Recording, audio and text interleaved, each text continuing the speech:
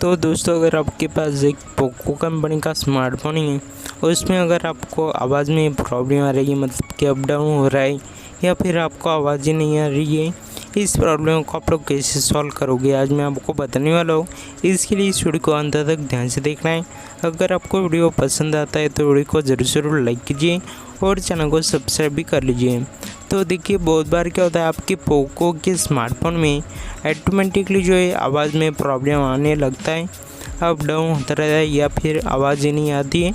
इस प्रॉब्लम को सॉल्व करने के लिए सबसे पहले आपको आपके स्मार्टफोन में सेटिंग ऑप्शन ओपन करना है। देन यहाँ पे बहुत सारे ऑप्शन आपको देखने को मिलेंगे। तो यहाँ पे ऑप्शन आता है सिस्टम मैनेजमेंट, इसके ऊपर आपको क्लिक कर देना है। उसके बाद आपको यहाँ पे अबाउट फ़ोन वाला ऑप्शन नज़र आएगा और यहाँ पे नीचे देखिए एक ऑप्शन आपको देखने को मिलता है बैकअप एंड रीसेट।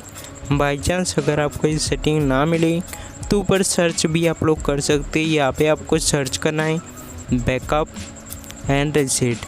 जैसे आप लोग यहाँ पे क्लिक करोगे तो आपके सामने देखिए कुछ इस टाइप का इंटरफेस ओपन होता है। तो यहाँ पे करना कि आपको देखिए एक सेटिंग आपको नज़र आएगी, यहाँ पे रीसेट और सेटिंग करके ऑप्शन आपको दिखाई देता है।